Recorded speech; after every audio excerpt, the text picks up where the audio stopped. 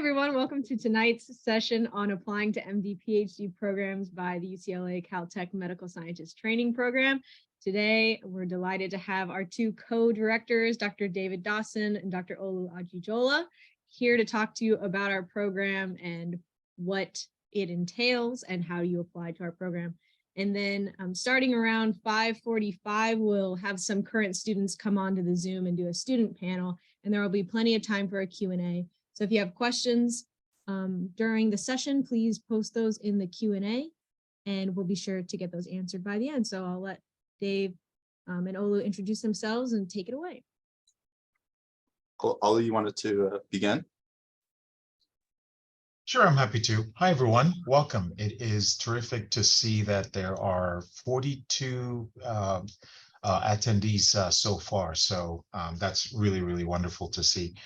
My name is Olu Ajijola. I'm one of the co-directors. I am a clinical cardiac electrophysiologist. So we're the types of doctors that think about electrical rhythms in the heart and do pacemakers and things like that. And my research is focused on understanding the neural basis of arrhythmias. We study neural circuits that control the heart in health and in disease. And it's a pleasure to see you all. Dave?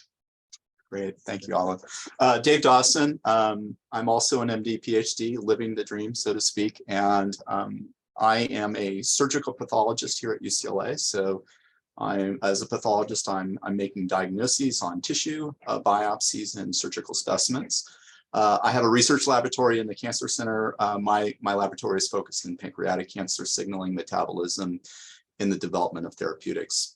So the goal today, as Julia mentioned to us, was to basically tell you a little bit about our program, its structure, and then we'll touch base a little bit on the process of applying for MSTP programs and what's critical for preparing yourself for that process and determining whether it's right for you or not. So this is our program, picture taken a couple years ago at one of our retreats. So we're a large program. Let me just continue here just a second. We were established nearly 40 years ago. We've been continuously funded by the NIH. Our NIH funding makes us a medical scientist training program as opposed to just a straight MD PhD program. So there's about 50 programs in the country that have NIH funding that are allowed to call themselves medical scientist training programs. I will mention that for nearly a quarter century now, we've had a partnership also with our institution over in Pasadena, Caltech. We send 2 students each year from each of our classes to do their PhDs over at Caltech, sometimes a few more than that. Our program is large. We currently have 118 students. We're sort of at around our steady state. It fluctuates a little bit year to year, but we're aiming around 115, 120 students total for our program for now and for the future. So that means our class size is about 13 to 15 students each year, which is a good sized cohort to be with over the course of your training. I'll just also, as an aside, mention straight up that over the last several years, we've established a social sciences track. So in addition to the traditional track of training in the biosciences, we have a sub-track in our program that allows students to train in the social sciences disciplines such as anthropology, sociology, and public health. And this is a great addition to our program. We actually are graduating our first students this year, and so we're very excited about that as well. What does our program offer you? Well, it's a combined degree program. We're offering you exceptional training that's both clinical and research in nature. So you're going to earn an MD and a PhD with us. We do this within a format that allows you to pursue your research interests across all the spectrum of PhD programs that are available on the campus here at UCLA or at Caltech.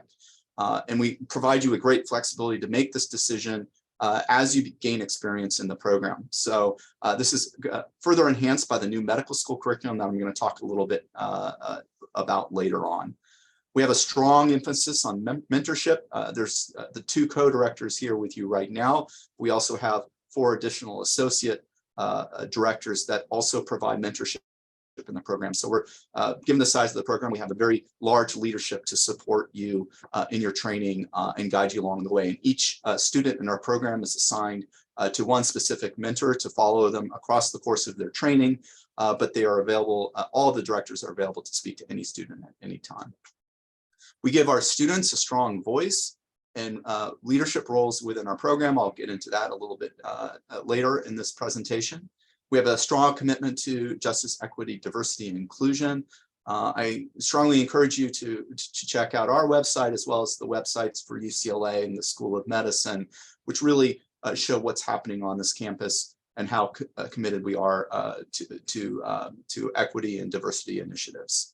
And then most importantly, I think, we're really focused on providing a sense of family. We're a large program and we try very hard to connect our students and create a sense of community.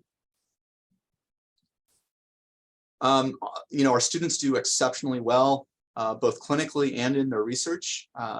Looking at recent outcomes, our graduates in the last 5 years are averaging about 6 authored papers when they graduate, sometimes more, sometimes a little bit less. Everyone graduates with at least one first author paper. And on average, they're leaving with at least 2 or 3 papers as a first author. And these are really impactful papers.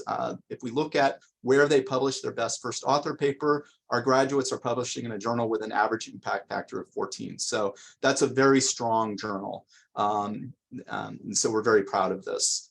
Our students are competitive in terms of awards, extramural awards, including individual NRSA awards or other types of extramural awards that are provided by foundations. Nearly 2/3 of the students in our program will receive one of these awards, and not everyone actually applies for these awards. So we have a great infrastructure in place that helps you prepare and apply to these awards, since what you will be doing for the rest of your career is compete for extramural funding. This is a really important part of our program and a specific focus. I'll mention that our students typically receive numerous awards and honors, both on campus and nationally speaking, and we're very proud of their accomplishments. And if you go to our website and check our social media pages, you'll see some of those recent awards that have been given to some of our current students. Our students match into amazing residency programs. They're typically getting into the top 1 or 2 choices that they're seeking to go into, and they're matching into some of the most competitive programs in the country, both on the East Coast, the West Coast, and in the middle of the country as well, to be honest with you. And these are the most competitive residency programs and residency specialties. I think the proof really is in the pudding that what happens to our alumni is that they're remaining in careers as physician scientists. So when we look out over the last 40 years of our program and our graduates, the numerous graduates we have, the vast majority of them are pursuing careers either in academia, about 2/3 of them, I would say, in academia, and then another 20% in industry or government. So very few of them are actually just going off to do a private clinical practice. And this is very much in keeping with many of the best programs across the country in terms of alumni outcomes. This is a great place to train. First of all, I'll mention the School of Medicine and the hospital system. The hospital, Ronald Reagan Medical Center, which is on the top right, and the Santa Monica Hospital, which is another hospital a few miles away, are consistently ranked among the top hospitals in the country, currently ranked number 5 in the country. In the past have been ranked as high as number 2. So an exceptional place to be a patient and a trainee. The School of Medicine itself ranks very highly across research, primary care, many medical specialties, and various diversity indices. You can just check those rankings out on US News and World Reports or other sites that do these rankings if you care about these rankings.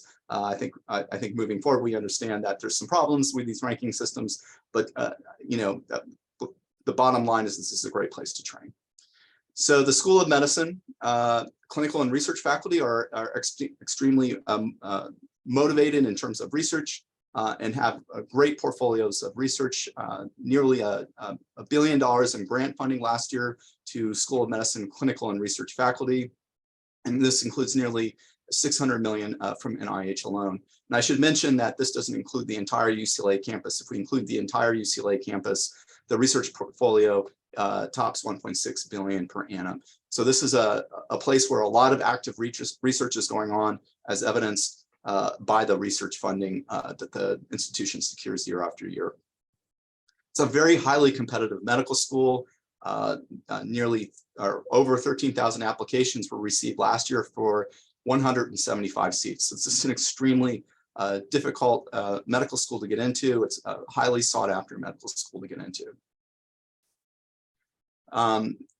Apart from the main UCLA campus hospitals, there's actually many opportunities to train in more diverse clinical environments. I've listed a few here. They include private hospital settings, county hospital settings, the VA system, and HMO hospital settings. And so as a trainee, as a medical trainee, as a medical student at UCLA, you really get to see the spectrum of healthcare delivery in environments in which people practice in the United States in this day and age.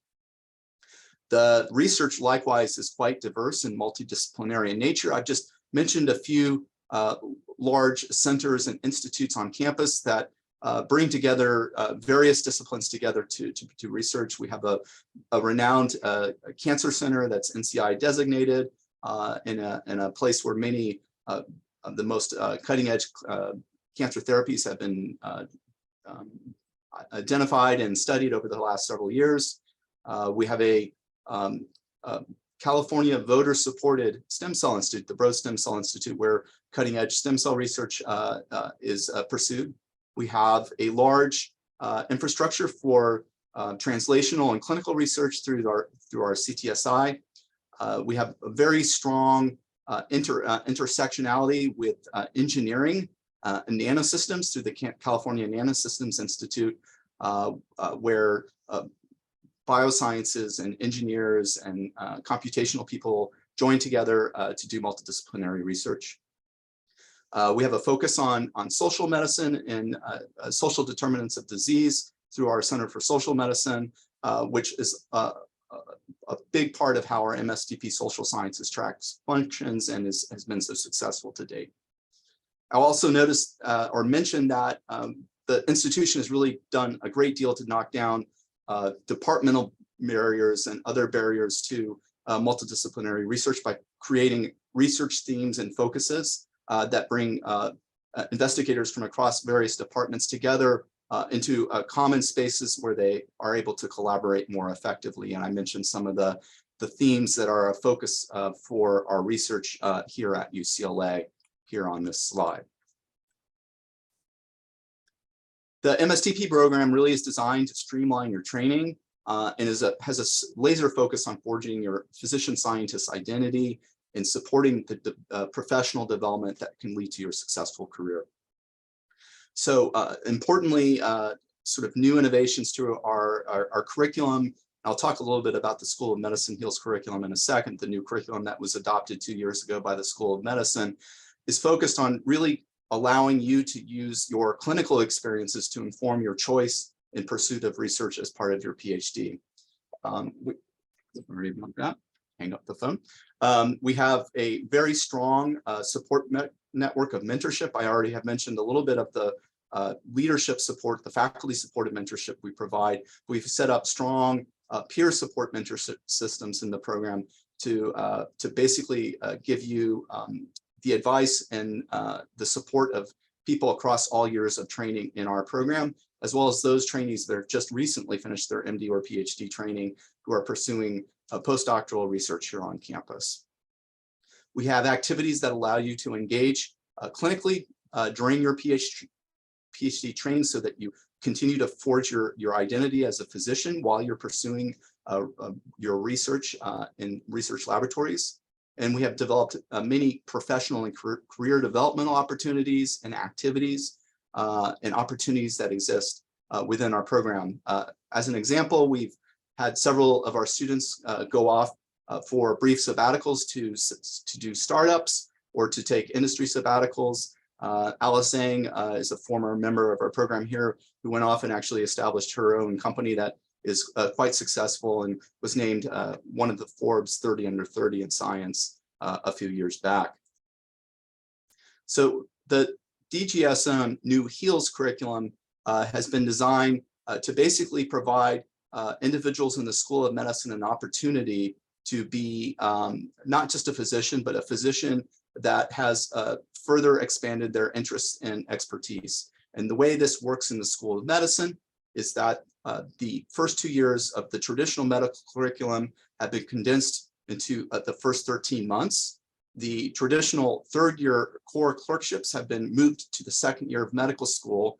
And then in the third year of the traditional track of the medical school, students have approximately 8 months of what's called discovery, where they're able to pursue a very specific interests that are unique to their own goals and objectives. For some students, this would actually include going into a laboratory and doing research for that 8 months. But for others, they may be pursuing opportunities to do global health or to do other types of academic endeavors.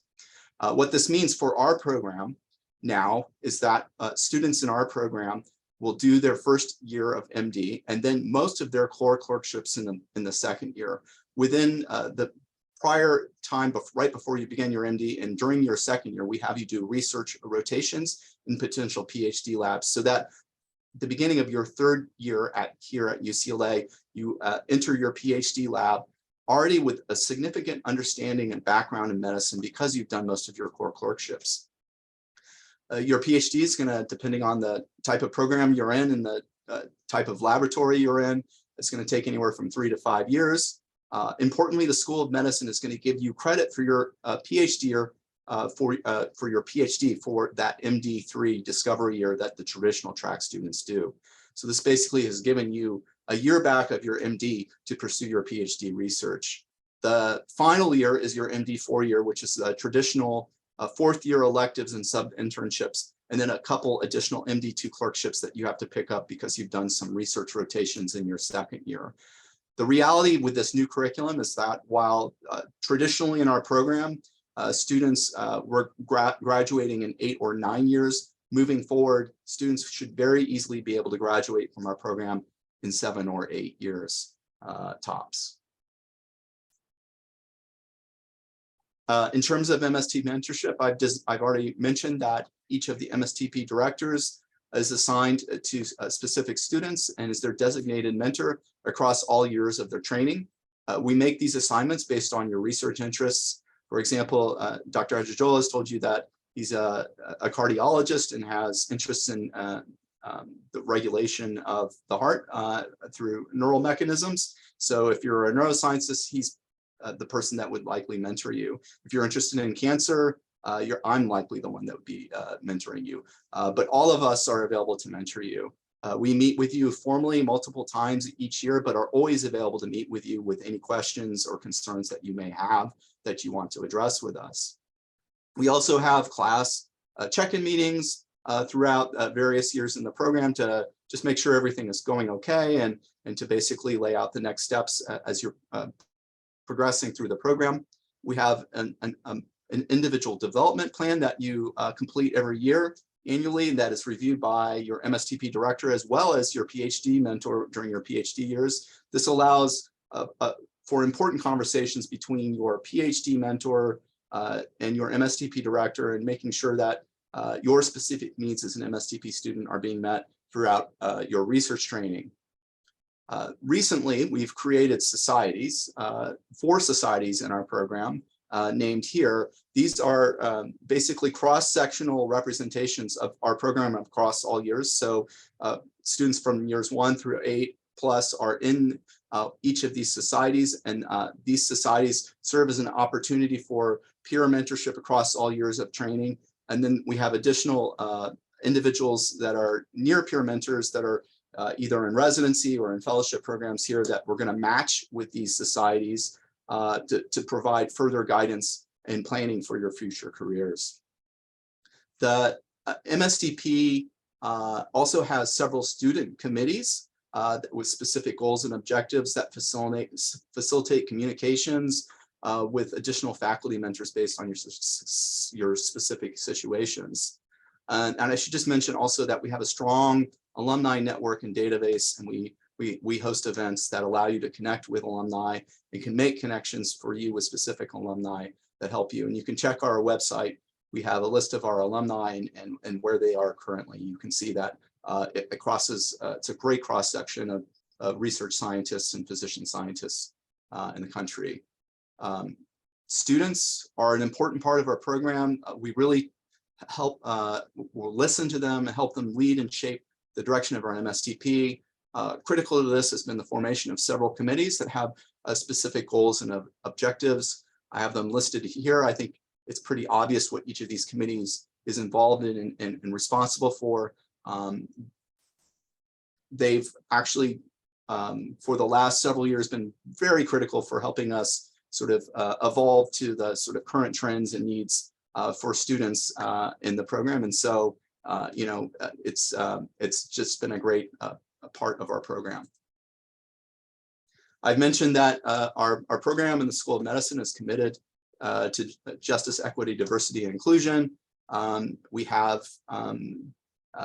done this through a collaborative interaction with the School of Medicine to make sure our program is also availing ourselves of the opportunities that the institution provides. And also it has a laser focus on making sure that the way we run our program is consistent with the goals of these important goals. So in particular, we're proud of a recent pipeline program that we've created to provide disadvantaged students the opportunity to do some research here at UCLA in the summertime. I think many MSTP programs across the country have these pipeline programs, but this is an important piece of how we're trying to approach this important issue.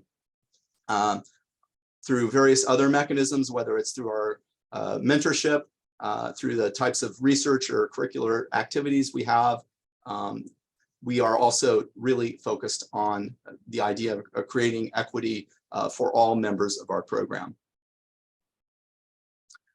We have fun. Our community gets together for various organized events throughout the year. We have the summer barbecue. We have a day-long annual research conference. These events bring us all together to meet, to share food, to share ideas, and have some fun. In the first years of our program, we have a research tutorial that happens in the morning, in the afternoon. We serve our first and second year students dinner.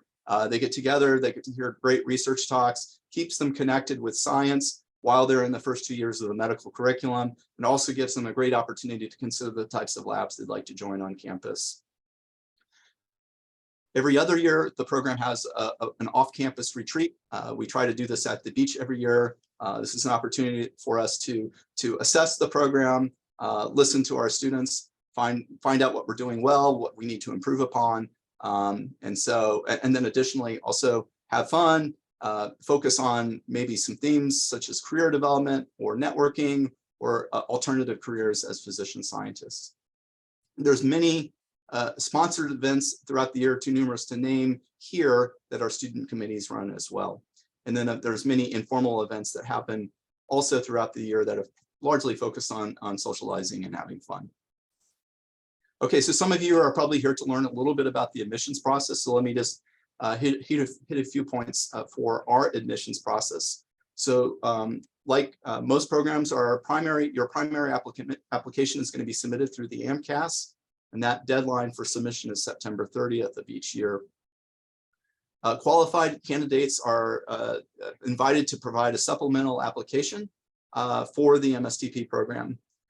In that supplemental application, you would indicate to us whether or not you wish to be considered also for admission for your PhD at Caltech. As I mentioned before, only a small number of individuals from our program are able to do their Caltech PhD at Caltech each year. And so there's a separate consideration and process for admitting a smaller number of our total number of students for the Caltech phase of the program. Also, when you submit that supplemental application, you have the opportunity to indicate on that whether you want to be separately considered for the School of Medicine's traditional MD track. So the traditional track, by indicating that, it has no bearing on how we as an MSTP program will evaluate you. The decision that the School of Medicine's traditional track admissions committee makes has, again, no bearing on how the MSTP committee reviews your application. We don't consider any indication of whether you're committed or not committed to our program if you've applied to the traditional track. However, I will mention that the School of Medicine's traditional track has an additional requirement that the MSTP does not, and that is you must complete the AAMC preview exam. So if you want to apply to the traditional track, you will also have to provide that to the School of Medicine. We do not have rolling admissions for our MSTP program. We make all of our admissions decisions at the very end of our interview season. However, I will tell you that we began offering interviews before the application deadline of September 30th, because we have to set up those interview dates. Approximately half of our interview offers are made before the deadline. So it is to your advantage to apply sooner rather than later, so that you're applying at a time when all of the potential interview slots are available. We have 4 interview dates, one each month between October and January, typically on the first Thursday of those months. We have a final ranking meeting and then a review with the School of Medicine of our candidates in late January. So there's no advantage or disadvantage to you applying or interviewing earlier versus later. Our admissions offers are made in mid-February, and then we have a revisit typically in the early or middle of April. So that is more or less our admissions process, and at the end we'll take additional questions. I'm sure there will be some additional questions. So what makes a successful physician scientist? And then I guess, like by extension or the corollary, what makes a qualified MD-PhD applicant? So really, it's maybe a lot of this seems obvious, but it's something that really needs to be demonstrated in what you've done when you've applied and how you present yourself. So you need to present yourself, and you need to demonstrate that you have all the features that define success in science. So curiosity, inquisitiveness, creativity. You need to be organized. You need to be able to multitask. You need to be able to solve problems. You need to be able to work hard, have grit, resilience. Science is a difficult thing. Oftentimes, there's a lot of failure involved. So you need to have that resilience and ability to stick with difficult situations. You need to have a commitment to the process. You need to be ambitious, and ultimately, you really need to love pursuing the scientific process, the research process. And you really need to know that you cannot imagine pursuing a career without it. So this isn't for the faint of heart. It's a long journey. And it's a difficult decision to make, to commit to this process. So really, I think the thing that most helps people make this decision is this last. You really can't imagine having not the opportunity to pursue science or pursue knowledge at the edge of what we know, in your career. So, taking this all together, I think there are some key criteria that I would highlight that are really important for an MD-PhD applicant to demonstrate these qualities that I've just described. The first is you really, and here I'm talking about biosciences track students, you need to have immersed yourself really in an outstanding laboratory-focused basic science or disease-oriented research experience. This has to be a significant experience. You need to have worked hard in that experience.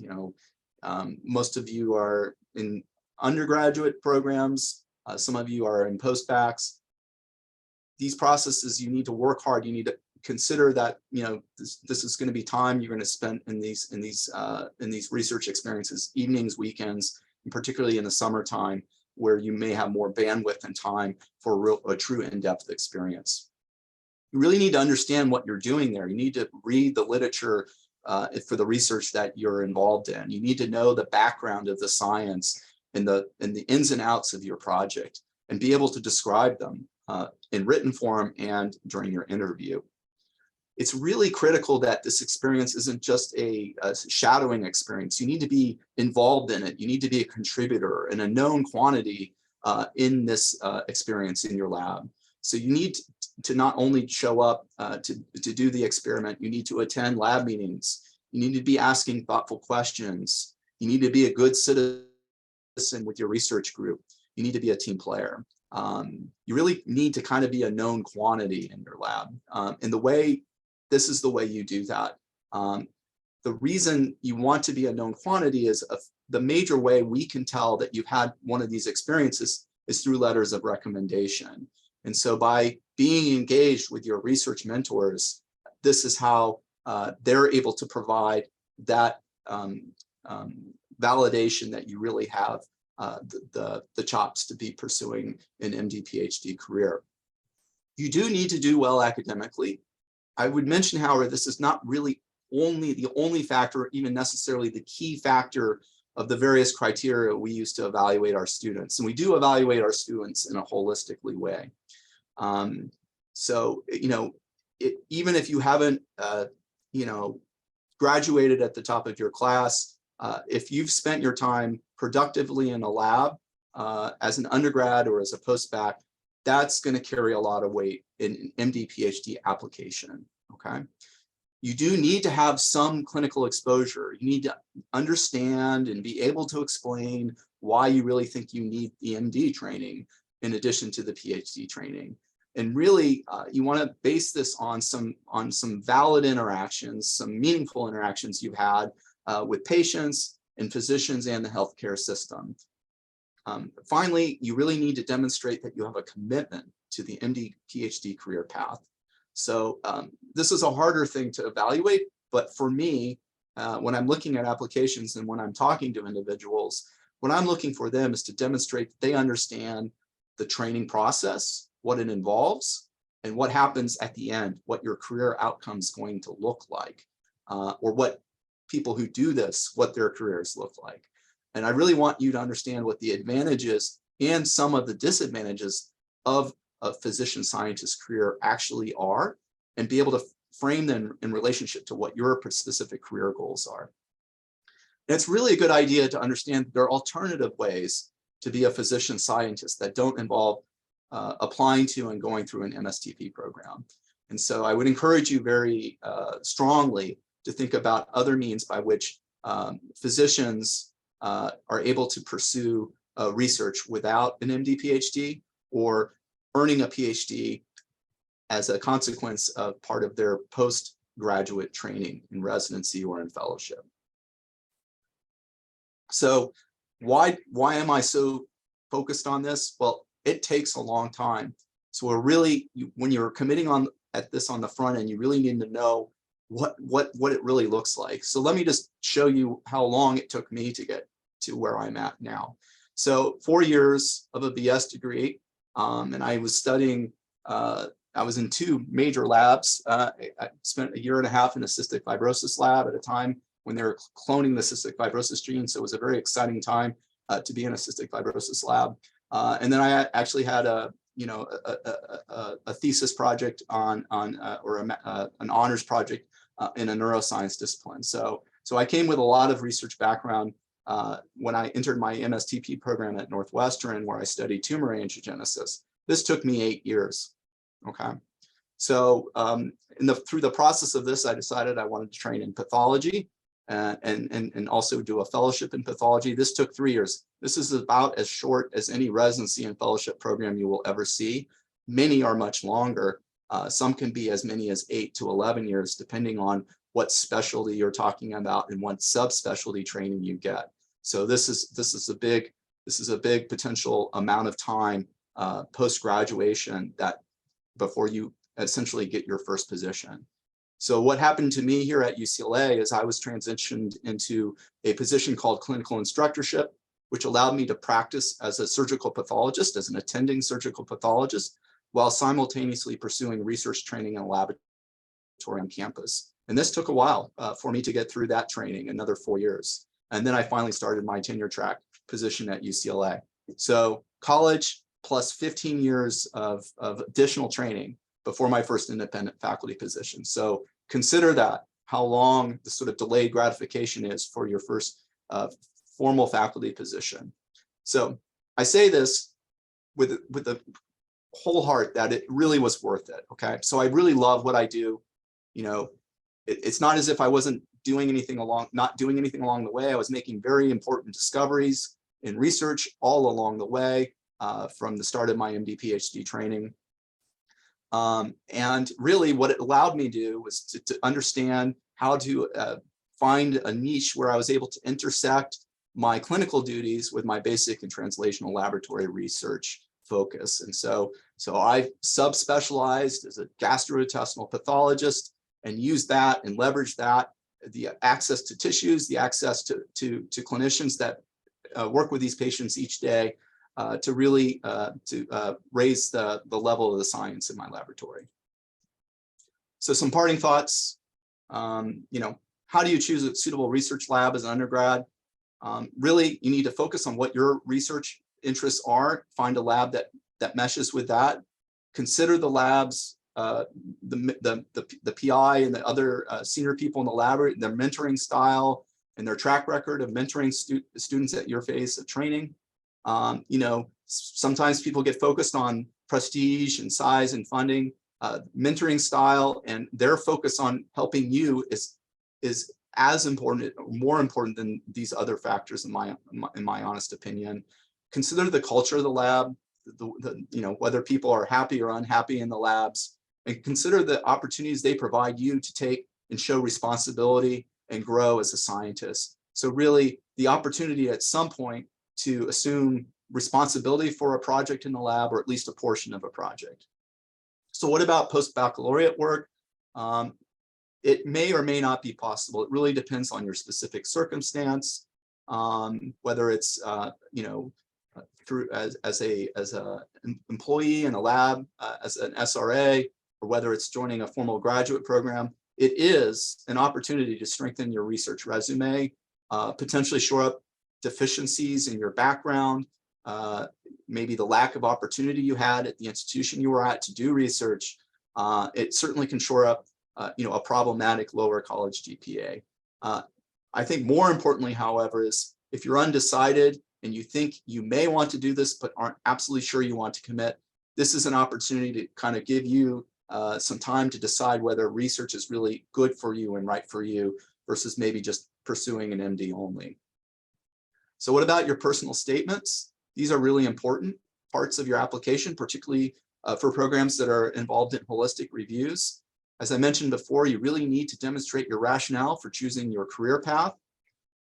This is not a place where you want to hide the problems in your application. It's an opportunity to provide some context and some explanation for why maybe there was a poor performance in a class or maybe a period of time where you perhaps were not in school. Use it as an opportunity to tell your personal story. You know, include the challenges you've overcome and how these experiences have really influenced you and your career goals, and the idea that you are actually have the grit and resilience to pursue this type of training. Your letters of recommendation are very important, at least the one letter from your research mentor that you've worked for the longest and most closely with. So really consider who and what they will say about you when you ask for those letters of recommendation. It is not inappropriate to ask a mentor, are you able to provide me a strong letter of recommendation? Okay. Other components. It is important, but not as important for our program as it is for the traditional track, that you've had meaningful, informative clinical experiences. You need to have some exposure for our program, but it doesn't have to be thousands of hours or hundreds of hours like it might be for a traditional MD track applicant. What we're more interested in is this intersectionality of your research interests in the ideas of why you want to pursue an MD in that context. Of course, it's great if you've had leadership, service experiences. Definitely tell us about those things. These are factors that let us know that you're going to be a contributor to the culture and environment of our program. And so we do weigh these in our decision-making process. And really explain, not just for our program, but any program, why you're applying to that specific program and institution, okay? And be specific. I want to study at UCLA because of your strengths in this particular research area, or, I like the opportunities that the program has to basically have continuity in the clinical and the research experience. So really think and be specific about why you're applying to a specific institution, and don't speak in generalities, because generalities are not going to help you in this regard. We receive a lot of applications, and one factor for us in deciding whether or not to interview someone is determining your level of interest in our program and how much research and effort you've done to learn about our program in advance of applying. Okay. And really be clear why that you understand that what the MD-PhD training and career is about and how it is a right fit for you. And so, it's pretty straightforward. You can actually check out, there's excellent resources online. In particular, I would point out Dr. Brass, who's the MSTP director at Penn, has written a few really great articles about determining whether an MD-PhD program is the right fit for you. And I have actually a reference right here for, I think, his most recent topic or matter. So I've done all the talking. I'm going to ask Dr. Ajijola to maybe chime in here with anything that I may have missed, or maybe something that maybe needs to be clarified at this point. I'll leave a few words before we to questions.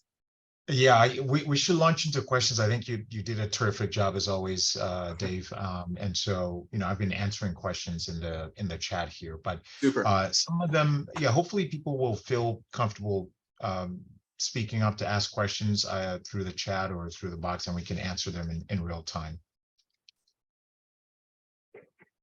So Julie, do you want to maybe moderate here? Yeah, sure.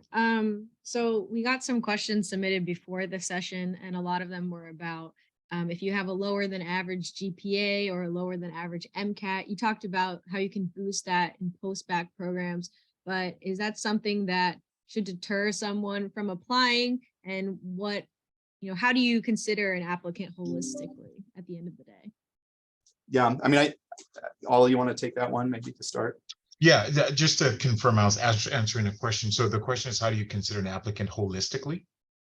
Yeah, especially if they're worried about their low GPA or MCAT score. Yes. Yeah, no, I cannot make that clear enough that please do not consider yourself as being defined by a low GPA or low MCAT. We are interested in training human beings. We're interested in training physician scientists, not scores. We look at the totality of your application because that is who you are, not a score. So we look at if there is a low score or low grade, we look for factors that might explain that. We look to understand distance traveled, what might explain why someone may have a low grade. We look at what they've done in terms of volunteering, in terms of research. We look at the broader picture of their college experience or post-college experience. We look at the letters. We look to glean additional information from the letters that may not even be in the application. So I'm glad someone asked that question. Please do not think that a low score here or there is really going to sink your application.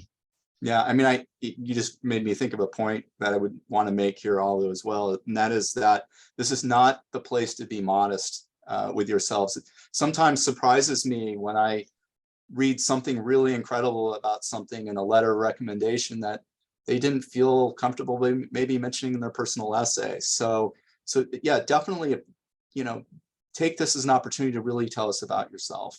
That essay is really critical, and the sort of additional sort of brief questions we ask really provides you an opportunity to tell us all about yourself. Great. And then another question we've been getting is, are there any additional requirements or factors that you all consider for both social science track applicants and also Caltech applicants?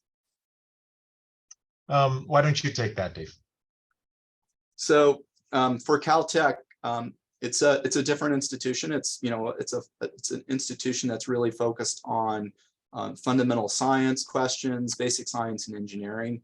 And so we're looking for individuals there whose interests sort of align with the types of faculty and research that are going on there. So those are the sort of criteria over there. I will also mention that the final decisions about who actually go to Caltech are made by our Caltech colleagues on a sort of sub-admissions committee over there. And so they have very, they're looking for people that kind of align with the ideas or the types of research and culture that are unique to that institution. If you're someone who's like really super interested in translational research and being in close proximity to the hospital, maybe Caltech is not the right place for you because there is no nearby hospital there to do research or collaborate with. In terms of our social sciences track, it's going to be a different type of application in the context or sense of the types of experiences they've had. Those quote research experiences aren't probably going to be bench experiences. They're going to be the field experiences or very specific types of experiences that define those disciplines. So if your background or interests are in anthropology, it would be potentially field work and narratives. It may be alternatively, something that's quantitative and focused on looking at big data that might be relevant in, say, the public health setting. So those applications are going to be very similar to the application you would see to a PhD program in each of those particular disciplines. I think that's the best way I can describe it. I don't know if Olu has anything to add. No, I think that was a really comprehensive answer. So yeah, we can move on. Another really popular question is how much research truly is required for an MD-PhD program applicant? And I guess, do you encourage gap years? Do some students come straight through? What is that situation? Yeah, I can take that one. I think you have to take a step back and look at your application and ask yourself if you have convinced an MD-PhD program that you have enough research experience to really make clear your rationale for wanting to pursue a PhD in addition to your MD training. So if someone has done research for all 4 years as an undergrad, maybe they have a paper, they're a middle author, they have an abstract, that's probably enough in my opinion, because that shows that you have had this sustained activity and you've had a product from it. If you didn't have enough time to pursue research as an undergrad, your classes were busy, you had to work, then a postbac or a gap year might be more appropriate for you. So I think what you really have to sit down is really chart out all that you've done and ask yourself or ask someone take a look at this. Do you think that I can convince you that I know enough about research and what research entails and communicate that to a program? As Dr. Dawson mentioned, we want to make sure that you have a good understanding of what you're getting into. You may not know all that it takes to be a PI, but at the very least, we want to make sure that you know enough that that you're making a sensible decision, for lack of a better term. I can't emphasize enough the importance of trying to avail yourself of mentorship here to help you in making that decision, whether it's a pre-med advisor at your undergraduate institution, whether it's a person in the lab that you're working with, whether it's a physician scientist you happen to know and shadow and are getting advice from. Their input here is really important for telling you that you're in a good place, or you maybe need to think a little bit harder about things. I think having those experiences and those conversations with people is really helpful. If you're struggling to find those mentors, there are associations like APSA that can help you find those resources and mentors to help you. I think there's a lot. This is an open community. People really want to help each other here. We want to help. We want to expand and grow our community and have more physician scientists. There's just limited resources to run these programs, right? So let's just make sure, you get that input and that information allows you to know that you really do want to do this and you're prepared to apply. All right, and I'll do one more question since we haven't gotten to talk about this. There are different pathways to becoming a physician scientist, one being the PSTP instead of a MSTP, Physician Scientist Training Program. Olu, since you're the director of that program as well, would you be able to talk about maybe the differences between pursuing MSTP versus PSTP and pros and cons? Yeah, so it's a great question. So I think what the question really is getting at is getting your PhD now during your MD training versus later. I got my PhD later. And I'll just tell you, I think I had a little bit of imposter syndrome. I just didn't think people like me went into MD PhD programs. So it was, it was really, I think, I always loved research, but it was more that I just didn't feel personally ready or capable, to be perfectly honest. So I think the differences are just your level of, for some people, they discover research later, so it makes complete sense that you're pursuing it later on in your training. For some, there are other sort of family related circumstances or life circumstances that happen that may cause you to pursue a PhD later. But the most common path, I believe, path that's best worked out, the path that has, to me, I think the most support is the MSTP program, such as the one we have here. Perfect. Well, do you have any final words, Dave or Olu, before we go to the student panel? Oh, I mean, it's a great career. I mean, I come to work every day. There's something new and exciting to think about. And I mean, each has made me better at the other thing, to be perfectly honest with you. And it's worth the effort if you're willing to put off a little bit more time, making a large salary, and being the boss of your laboratory. It's just a great experience. Yeah, and I'll add that I personally could not see myself doing anything else. I think that if I were only a scientist, only a researcher, I think I'd be bored. If I were only a clinician, I think I'd be bored. I think being able to do both things is just the perfect Goldilocks right balance for me in terms of a career. I think it's incredibly rewarding, and physician scientists really get to truly impact health and human health and disease progression in really substantial ways. So I mean, I think if you're looking to make your mark on medicine, being an investigator is really a phenomenal way to do that. So I hope you get to enjoy what I enjoy on a daily basis. All right, thank you so much for a great presentation. We'll now transition to our student panel. The directors are free to leave. Thank you guys so much. Thank you, everyone. Bye. All right, now it's time to talk to the students. We have a great panel tonight full of current students in the program. I'll have everyone turn their cameras on, and then we can start introductions. If you guys could all say your name, year in the program, if you're in a specific part of the program, like social science track, Caltech, maybe even where you're from and like your research and or clinical interests. So let's get going with Cristian.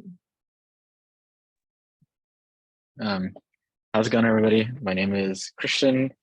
I use he, him pronouns, currently a first year in the social sciences track, most likely going to do anthropology for my PhD. Interested in a few different things, research-wise, harm reduction, working with people that are incarcerated or experiencing homelessness. From like greater LA originally, and went to UCLA for undergrad as well. So I've kind of committed my first 30 years of life in Los Angeles. Yes, and I'm happy to be here, especially for everybody, but especially if there are any social science questions or students. Happy to address those questions. All right, we can go to Mildred. Hello, everyone. My name's Mildred. I'm a fifth-year PhD student. I am in the Department of Molecular and Medical Pharmacology, and I'm doing cancer immunotherapy research. In the future, I'm interested in doing potentially internal medicine and going into hemonc, but I'm also interested in pathology and keeping my mind open. I'm originally from San Diego. I've been in California my entire life. I like it that way. I think that's it, right? Yeah, perfect. Wes. Hi, everyone. I'm Wes. I'm in MS1 with Cristian, and I feel like I am going to just repeat what Mildred said because I'm interested in cancer immunotherapy, and I'm also looking at like hemonc and a few other specialties. I'm very interested in oncology, and I'm also from San Diego. So I don't know. She's great, so maybe she's just the cooler one, but I'm happy to be here and answer any questions. Thank you. Cindy. Hi, everyone. I'm Cindy, currently a PhD 1 at Caltech. I'm in the medical engineering department, studying basically medical imaging devices, which kind of aligns with my clinical interest in radiology. I'm from San Jose, so also from California. And I have a background in biocomputation and also did a gap year to do a master's in CS. So if anyone has questions about like Caltech or are interested in biocomputation, feel free to ask that. Perfect. And Jacqui. Hey everybody, I'm Jacqui. I'm a current PhD 1, MS2 PhD 1. It gets confusing with the new curriculum, but we're just going to call myself a PhD 1 because I'm actively in lab. I currently do autism research. I'm in a neurogenetics lab specifically. My focus right now, or my department, is human genetics, and my clinical interests are primarily in neonatology right now, but that could change, so we'll see. And then other things about me, I was born and raised in LA, but I did my undergrad in Baltimore at Hopkins, and I did 2 gap years, excuse me, in Boston at the Broad Institute. So yeah, happy to be here. Sweet. And my name is Julia. I'm a PhD 2. I'm originally from Kentucky. I went to school at Emory, went straight through to med school. Now I'm studying immunology at UCLA. Loving it. So I guess to get it going, we have a lot of questions to go through, but of course the big one that everyone's curious about is like, how did you decide to do an MD-PhD? And also we can even jump into why did you choose UCLA? Can touch on one or both of those questions, whoever wants to go first. I can go first. I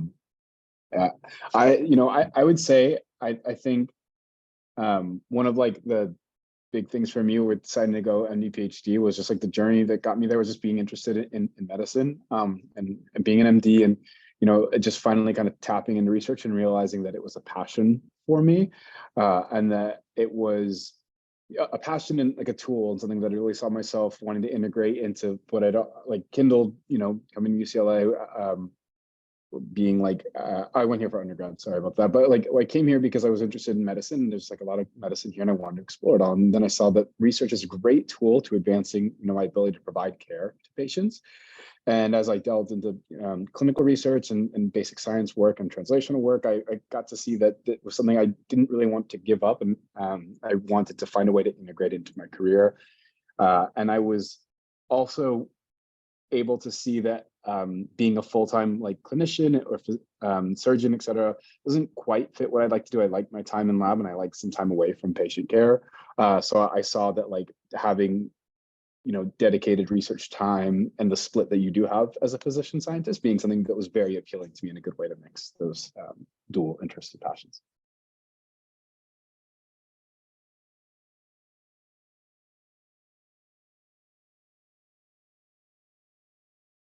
Anyone else can go if they have thoughts.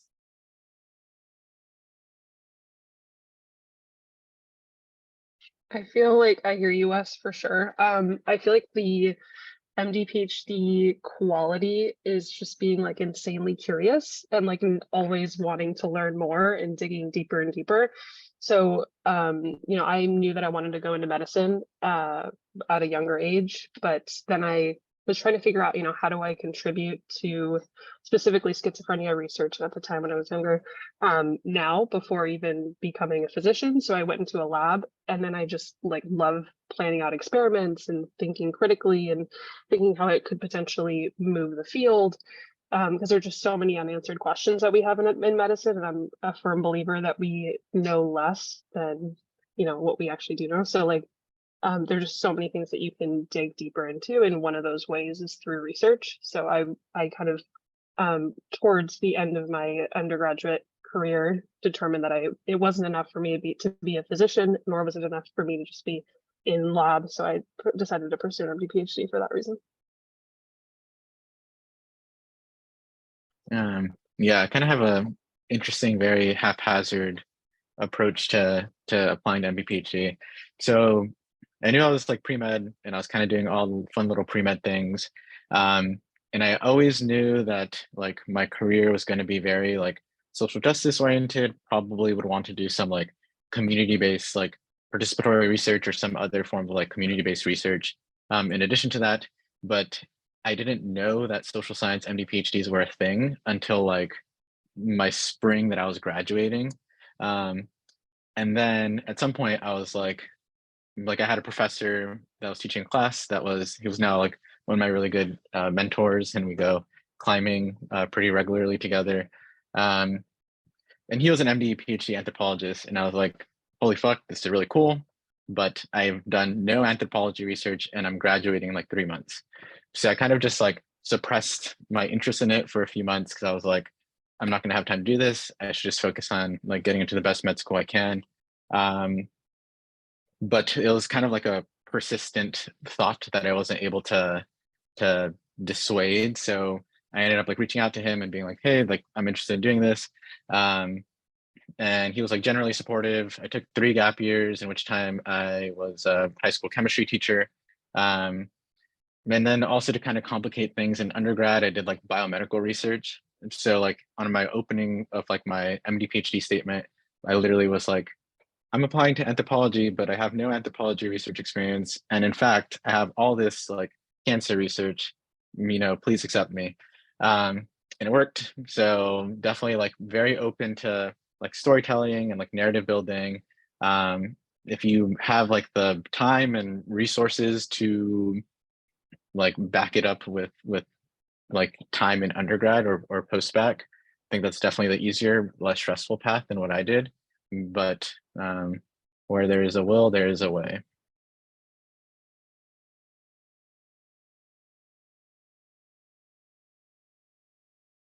Any other thoughts on why you picked UCLA or the MD PhD path? I can talk a little about why UCLA.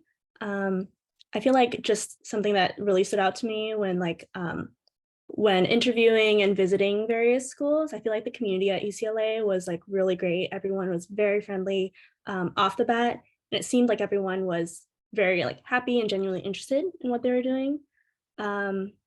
I think another like factor for me was also just location of the school. Just thinking about like being in school for another like 8 years where I would be happy and where there'd be a lot of things to do outside of just like research in classes, to kind of get your mind off things and kind of keep that work-life balance. Yeah, those are kind of the 2 main factors for me. I guess I'll add a little bit to that, but I also want to emphasize I'm not a traditional applicant, so I applied to MSTP as an MS2, and that's how I was accepted.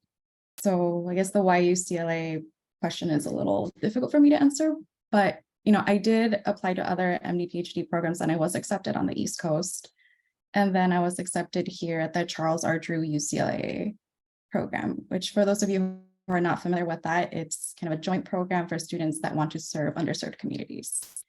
So when I came here for second look, you know, I had the opportunity to meet students from the Drew program and UCLA. And like, I was like a little heartbroken because I saw like just how wonderful everyone was here. And originally I was pretty sad, like, I know I want to do MD PhD, I'm going to go to the East Coast. And I come to UCLA and everyone's wonderful. Like the Geffen students, the MSTP students I met during second, like the Drew students. And so for me, one of the main reasons why I chose UCLA and fought hard to get into the MD-PhD program here is because of the individuals. So it's like the faculty that I met during second look, admin, cohort, everyone was just super kind, super excited. And like everyone was also really cares a lot about the community and like social justice and getting involved. And also like, you know, as I mentioned, I'm from California. So it's another reason why I chose to come here. I Awesome. want to kind of add a little bit to that also, because I feel like I didn't mention anything about UCLA, but I do want to say, similar to Mildred, there are many reasons to choose UCLA, but one is definitely the students, and like people really, really care. Your classmates really, really care about you. Upperclassmen really, really care about you. Even when you're at it as an, like you said, as an applicant, like I know for a fact, at least for me, Julie as well, I'm sure Mildred too, like we will all go out of our way to talk to students before even they've made a decision.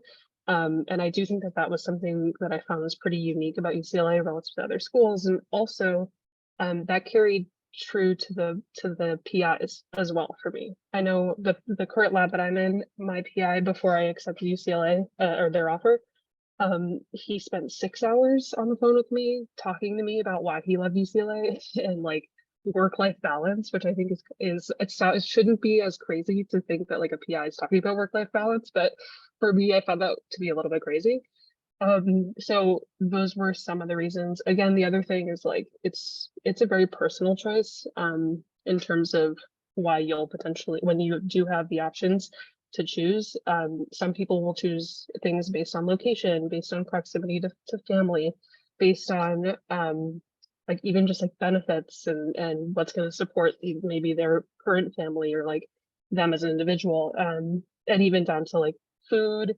And the other thing I'll say is patient population. I thought it was really important to have a very diverse patient population, and that's not something that you get everywhere, and it's certainly something that you get here. So yeah, I would also make that as into consideration when you're thinking about where to go from your PhDs.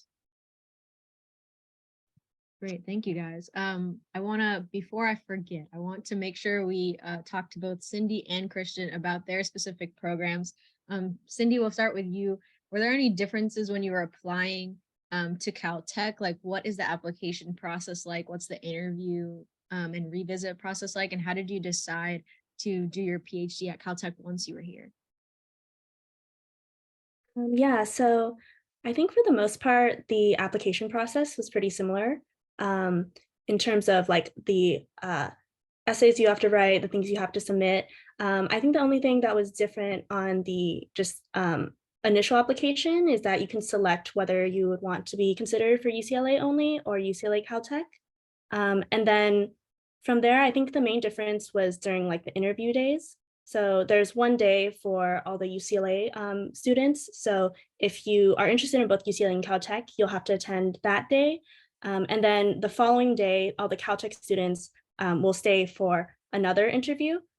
So it'd be a 2-day interview instead of just one. And then the second day would just be Caltech only. At least when I was being interviewed, we got bused to the campus, and then we got to meet with some of the faculty and the students there. So getting some like direct exposure to the Caltech campus and kind of having a direct comparison with UCLA the day prior.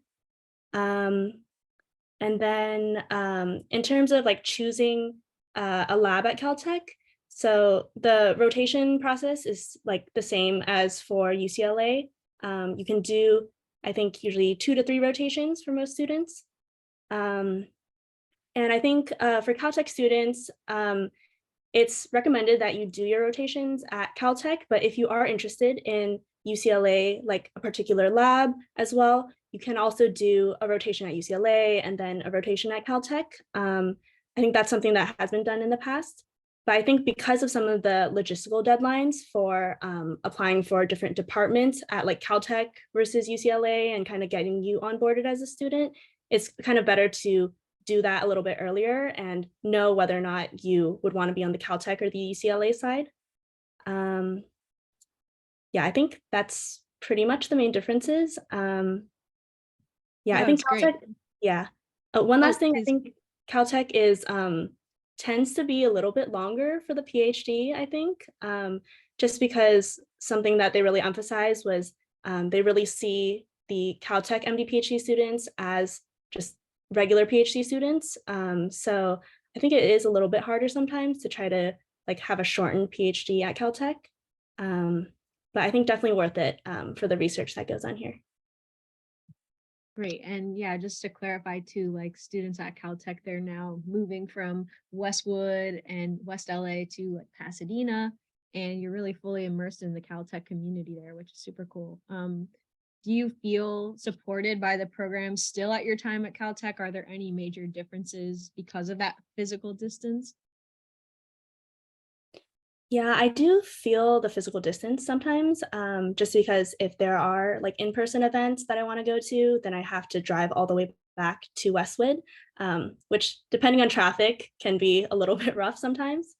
But in terms of just like resources that we have, we're still supported by the program. And if you need any help from like directors or anyone else, you can still get it.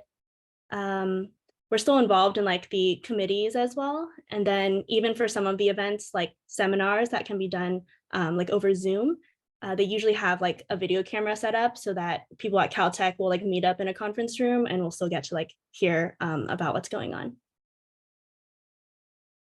Nice, thanks. And so if anyone has other questions for Cindy, feel free to put them in the Q&A. She's our resident Caltech expert here. Switching to Cristian, what's it like being on the social science track? What differences are there in both the application and in the student experience as a social science student? Yeah, so kind of on the contrary to the Caltech experience, applying to social science MD-PhD programs like as a whole is kind of like a shit show. Very disjointed process. Some programs require you to submit an entire separate like graduate school application, like a whole like regular PhD application. So you have to write like a statement of purpose, get like separate like anthropology or history or whatever social science, like specific letters of recommendation. UCLA doesn't have you do that, fortunately, but they do have you do like an additional essay or series of essays in addition to the ones that you already submit for the general MD-PhD application. But it's definitely pretty complicated, not the most streamlined of processes. But being a student here is, I wrote a response to someone in the chat or the Q&A earlier that I think that UCLA currently has like the strongest social science MD-PhD program probably in the country. We have like a really strong set of faculty. We have the biggest cohort of current trainees by quite a large margin. I think there's like 15 or 16 of us total, and many programs have like 3 or 4. Because there's so much faculty and they're really kind of enthused about like the program, and you know, we're kind of housed in the Center for Social Medicine here. There's a lot of great opportunities to kind of engage with faculty. Even now as an MS1, we recently started or restarted something called the Clinical Ethnography Working Group. So we meet once a month with like core social medicine faculty and talk about like analyze field notes that like students have written as well as like faculty. So it's definitely just like a really great and vibrant community to be a part of. That's great. Yeah, it's super cool. Not all MD-PhD programs have a social science track, and we're actually having our first social science student graduate this year. Woohoo, go Lauren. And so there will be many more to come. Okay, so since the topic of this session really is applying to MD-PhD programs, I want to dive into some questions about the application process. How did you guys know that you were ready to apply? Did you ever feel truly ready to apply? And what are some things you did in college to really prepare you in your pre-med journey, whether that's research or other volunteer opportunities? You feel free to just shout them out, and not everyone has to answer the question if you don't want to. I think like one thing about applying that I thought about a lot was like, how am I going to present myself in like this decision? So I know we've already answered that, but one thing that to me and like what I particularly tried to focus on was when you choose this path, I think not all the time, but generally you're dedicating yourself to be not quite the same level of a clinician as you could have been, or surgeon, or whatever part of like clinical medicine you want to be in. Not that you won't be great, but you are committing to an extra responsibility in your career. And I think one just part of like when I was applying is making sure that was like a central part of what I was evaluating. I'm showing my clinical experience and I'm showing my research experience, and how do I tie them together and also create this message of I understand the balance between the two, and I have like a balance between the two in my application. And when you ask me why MD-PhD, I say, well, yeah, I can talk about my clinical experiences, but I can also point to things I didn't enjoy about them and why I don't want to be a dedicated 100% time clinician. And here are my research experiences, and also why I want to add that, but also maybe it's not what I want 100% time. That was just something that I did that helped me kind of stay in line, and I think about a lot now. And I think if you can, when you create your application, numbers, et cetera, that can all really go into it. But I think also just, can you see balance in the story you're trying to tell of you being someone who's really committed to choosing to pursue this very long career path, this long road of training. I think if that's seen and heard by admissions committees, it could really help, because they see your dedication is real, and you personally have introspected and understand what you're signing up for.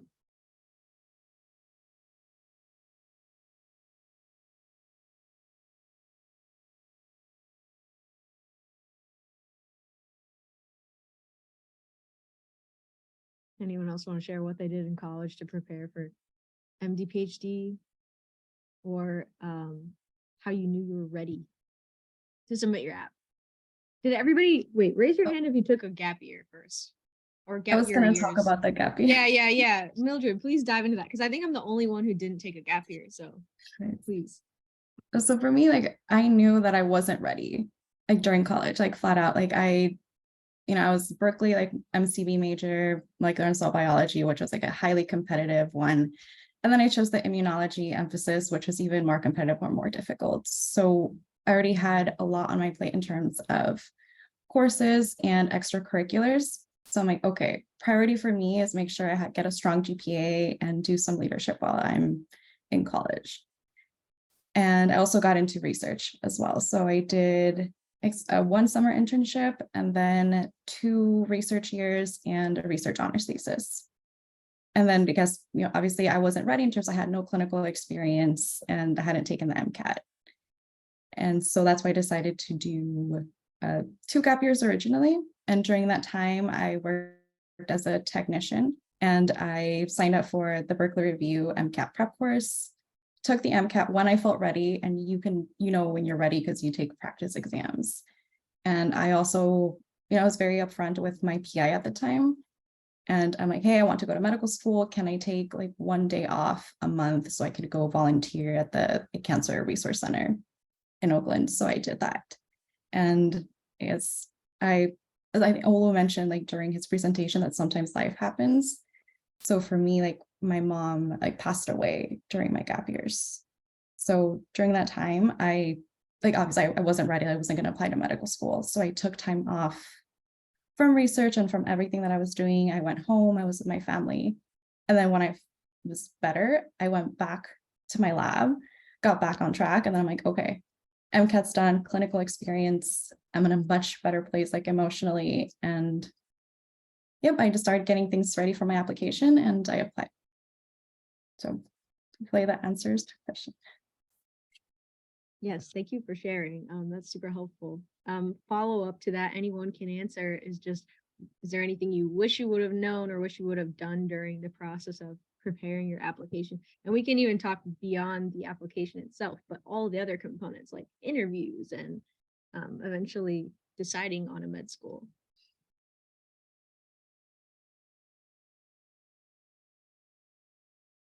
I don't know if this is something, I'm going to reframe it a little bit, because it is something I did do that I'm happy I did. And I don't know if I really had the hindsight or knew that I was doing it, but I would say take your time. Like the truth is, you're not going to really know when you're ready to apply. You know, at least for me, like we don't know the outcome. So at least, you know, I didn't know if I was going to be someone who was a competitive candidate. I didn't know. You never really know when you're ready to go on to the next step. At least, again, for me, I'm speaking for me. But I took my time. Like I really wanted to make an impact in the field that I was focusing in, but I also wanted to foster a good relationship with my PI and have great mentorship. And all of those things I do think contributed to why I did 2 years instead of even 1 gap year. Because if you think about it, if you do 1 gap year, I think you're applying in the first 3 months of your gap year. So let's say you join a lab or do, you know, any industry job or anything, you really only know your PI or your boss for 3 months, and then they have to write a letter for you. And so I don't think that really, at least again, for me, I don't think it would have been beneficial, and I wouldn't have gotten as much out of it, nor would I have gotten the same mentorship, nor would I have gotten the letters of rec that I got. And then also like, it's when you're in a rush all the time, like I feel like at least in undergrad, I was always trying to like get the A and like I know that I'm gonna need to apply next year. And I think it took a lot out of my mental health. It took a lot out of my personal relationships. And in doing 2 gap years, I fell in love twice. Like I enjoyed food. I enjoyed time with my family.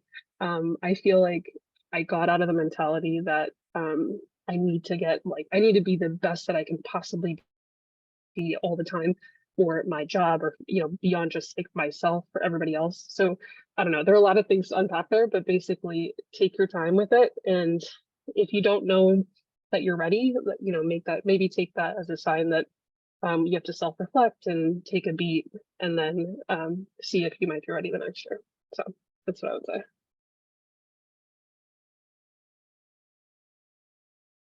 I can kind of expand on that because I actually took 1 gap year, and I was also abroad during that year and doing a master's full time, and it was very rushed and pretty stressful. I think the application process, it takes more energy sometimes than you would expect, and it is definitely kind of a marathon to go through the application process, and like from submitting your applications and just preparing for that to interviews to deciding. I think it just takes some mental energy, that especially if you're having to travel back and forth or like doing something else at the same time. I think 1 gap year sometimes can make it feel a little bit rushed and stressful. And I think one other thing that I wish I did more, like before and during applying, was just talk to more students like at the program currently. So I feel like I was kind of feeling like, oh, maybe I'm asking too many questions. I like shouldn't reach out. They're really busy. But I think once I like got into the program, I realized that people are very happy to spend some time to chat with applicants if they're like wanting to know more about the program, or even just questions about the application process itself. I think I probably like stress over the applications and like overthought about things a little bit too much. And if I talked to some like current students at the time, it probably would have helped me just mentally and feel more prepared for the process. I think kind of doing the same thing that Jacqui did and spinning it to something I think went well, or something that I did and recommend to others, is I think like the best thing you can do for yourself as a medical school applicant or MD-PhD applicant, or applicant to, you know, any combination of those, is just make sure you're doing things that you actually like. If you like what you do, it's going to show. You're going to do better at it. You're going to have more to talk about. It doesn't matter if you have like 15 activities in your activity statement or essay. If you don't like anything that you're doing, it's honestly better to literally have like 3 things that you're just like really fucking good at and really committed to. And I think that that kind of goes contrary to like some of like the student doctor network, like Reddit, like bullshit about like, oh, you have to make sure you do all these things. But quite literally, if you're just really enjoy the things you do, if you join a lab and you don't like it, quit. If you're in this club and nothing's happening and you think it's dumb, quit. Make sure you're like, time is such a resource that make sure that you're doing things that you enjoy and committing to those. And then also kind of on the flip side, I've been answering some questions about like grades and GPA and MCAT. The reality, I hate that it does, but these things still do matter to some extent. So make sure you're only doing things that aren't detrimental to your grades. There is some like definitely some holistic like review of applications, but your life will just be so much easier if you have like above a certain GPA and above a certain MCAT, because that won't be something that they're even focusing on, so that they can just focus on all the good things that you did. Again, nuanced, there are some different situations, but I think from my experience, and I'd be eager to hear what others think, that's kind of still where med school application or like the med school admissions process more broadly is at, not only specific to MD PhD.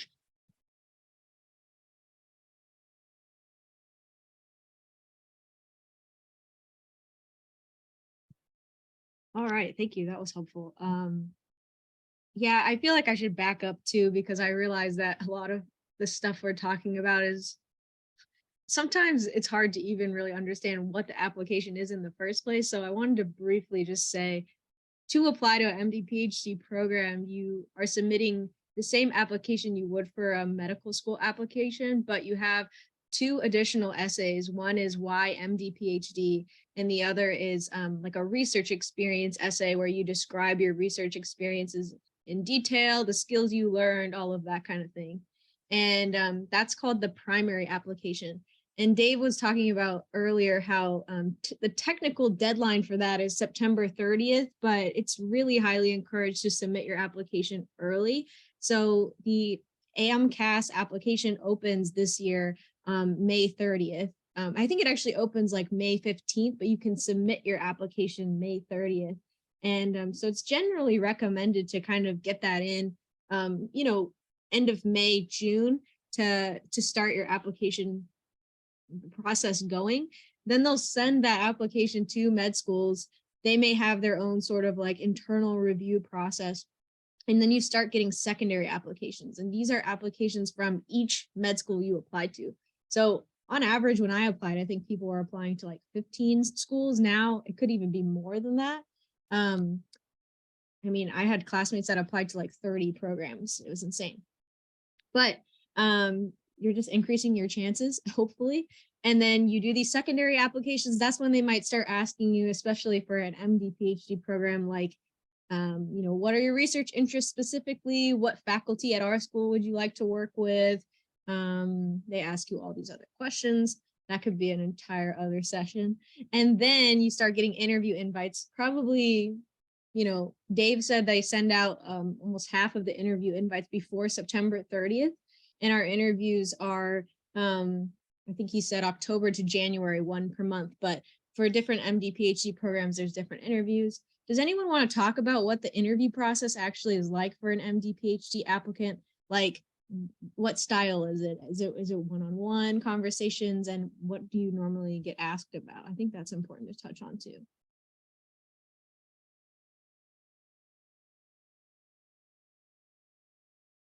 At least for me, I remember it being primarily one-on-one, which I liked a lot better than the MMI form, which you guys will get into if you apply to med schools. And most schools, med schools do MMIs, which is like you interact a lot with interviewees or other interviewees, and then they evaluate you. But MD PhD, I felt like it was more them getting to know you as a whole, and down to PIs. So like I submitted a list of 10 PIs I would want to work with at that institution, and I met with about 4 of them in one of the 2 days for interviews, possibly both days. It's been a minute since I've done the interview process, to be honest. And then I also interacted with the directors. And so all of these were one-on-one, very casual conversations. I felt like they were trying to assess like if I was genuinely interested in the stuff that I was doing and how well I understood my research. I think that is something that you can prepare for. I like learned my research inside out and upside down and prepared, like really thought through any possible question that they could ask. And I think it made me a better scientist. So I'm happy that I did that. But like at the end of the day, I think if they could tell that you were thinking critically about your science, or like, whatever topic that you're focused in, and could tell that you're super eager to learn. Those were like the biggest points. And also like with any interview, could you like shoot the shit at the cooler? You know what I mean? Like, can you have a conversation, and can you be a human with another human, and just like sit down and talk about something that's fun and interesting? So, and then the other thing I did was I prepped by actually like really looking into the people that I interviewed. You usually get like a list of people that you interview with. And so the night before, I would like listen to talks about or from my interviewers and like come up with some questions about their research and things like that, just to show that I was really interested in the school and them specifically. Yeah. I would add to that since I did both MD and MD-PhD, compared to the MD ones, there's a lot more like social interactions for the MD-PhD. So you have the opportunity to talk to students. There were like social lunches. Oftentimes we had like evening dinners beforehand. Like, I'm not sure, I guess now it's not in person, but now it's like there's still Zoom events. So I don't know if it's going to change, but yeah, like you have the opportunity to talk to students. You can interview with students. And then there's a lot of like Q&As, panels, and social and dinner, like networking hours. Yeah, and we have in this panel alone, we have some members of the student admissions committee, which means they help organize interview days and second looks and things like that. All of the fun events. And then Mildred is our diversity and outreach committee chair. So we have a lot of cool like committees that we can all be a part of: mentorship, education, social committee for like happy hours and stuff. So we try to bring that energy in when we're recruiting people as well, because we want to bring cool people in so that we can hang out with them. So we're a little biased there. All right. Well, I want to be respectful of everyone's time, so I'll just finish with kind of any remaining advice that you guys have for people interested in MD, PhD, any aspect, what you would tell our attendees tonight.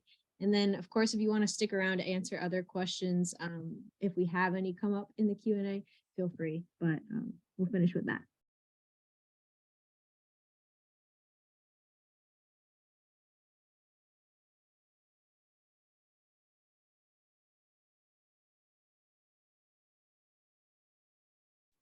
I would say that it doesn't hurt to just send that email. It sounds weird, but like if you're at least like me, when I was an undergrad, I was like, I'm never going to reach out to this person who's at the top of like all of neurogenetics, like the PI, the head PI, and someone who like published in Nature and Cell and all these things. I never thought that they would ever reply to me, so I just never submitted an email, at least when I was an undergrad. So it wasn't until I felt comfortable, which was more in my gap years, that I started sending these emails out, and emails to like also people in our program, like students. You guys can always email me and anyone else on the panel, but try and get as much information about this career path as possible. There are not that many MD PhDs out there.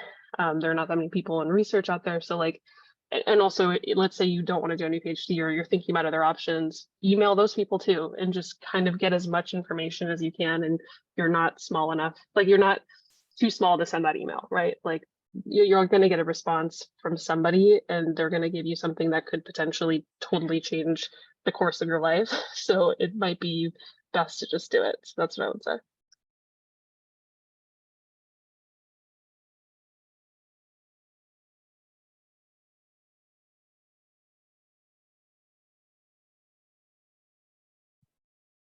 Cristian, I know you got some words of wisdom.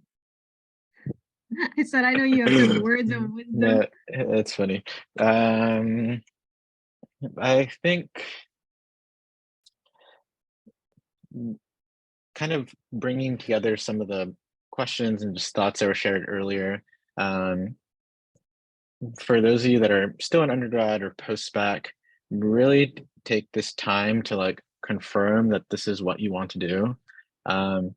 It is really fucking long. You know, Wes, we're like barely through our first year of like 7 or 8. And, you know, it's kind of starting to sit in how long we're going to be in just like school, you know. And, you know, life happens during that time. So like, I know for a lot of the older students that are like you know, now in like their last year of the program or like penultimate year, like their classmates are attendings. So you're gonna, you know, they're still students while like some of their classmates are literally making like $500,000. So it's just kind of like certain decisions that you have to make to confirm that this is like actually what you want to do. That being said, I think it is like a super like rewarding path, especially if like Jacqui was mentioning, like you have that like innate curiosity. And if you do want to do like both research as well as like clinical practice, I think what the MSTP is really good at doing is you're essentially just front loading a lot of the training that you would need to get at some point in your career anyway to successfully do both paths. So that when you kind of like the example that Dave gave earlier, when he was ready to like actually start like, you know, his academic career, he was able to get a tenure track faculty position pretty quickly compared to what might be expected for either an MD or a PhD. So I think it gives you some benefits in that you kind of start your career like both guns blazing, so to speak, but it is a very like time consuming, exhausting like path to get there.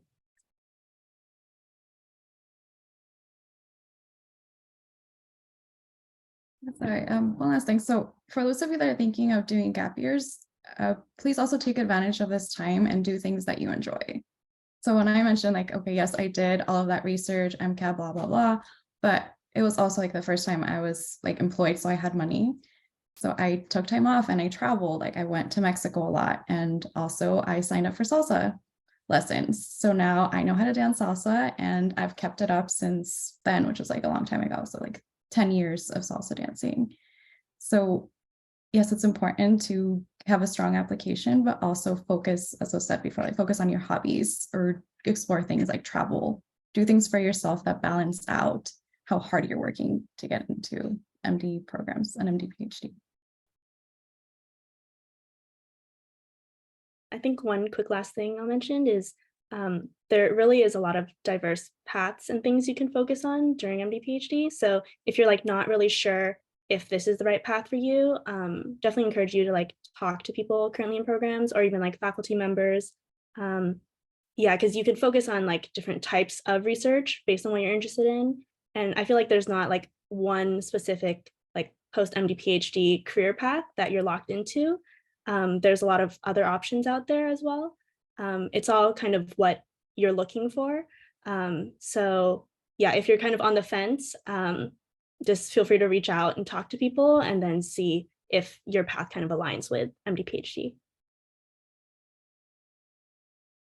Yeah, and I guess my words of advice would be, someone asked about choosing a program. Pick a program where you like the people, pick a research lab where you like the people, pick a research lab for the mentor and not the project.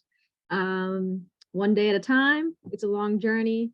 I'm feeling that a lot now that I'm at the halfway point and my class is, the class I started with is graduating. They're matching this week and gonna be real doctors. So I think that's always the point where you're like, oh, okay, like I've been in it. Now I'm doing another 4 years on top of this, but I have no regrets personally. I really have enjoyed my time here. And I feel like I'm finally getting to do the thing, you know? I feel like we get kind of bogged down by some of the like negative stuff and the challenges that we face in these programs. But I try to remind myself of like, you know, the little Julia inside me that wanted to be a scientist, and I'm getting to do that every day, which is really cool. So thank you all so much for coming. And with that, we'll end our session. Feel free to reach out to any of us afterwards, and we'll be happy to help you along your journey. So thank you all so much and good luck. Bye.